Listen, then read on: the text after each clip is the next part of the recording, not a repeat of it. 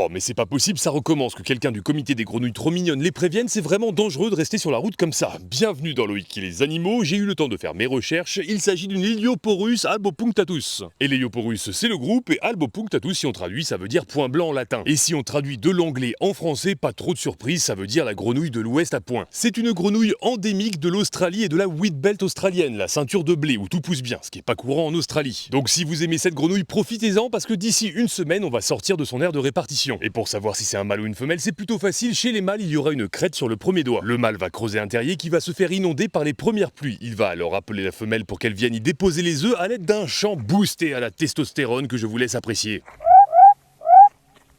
Je vous avais prévenu, pas étonnant qu'il arrive à féconder 600 œufs. En tout cas, le hanneton, c'est pas sa came. Les petits têtards vont se développer à l'intérieur des œufs jusqu'à la prochaine crue où l'eau va sortir les œufs pour les emmener dans un endroit où ils pourront éclore et se développer en petites grenouilles. Du moins ça, c'est s'il en reste et qu'elles arrêtent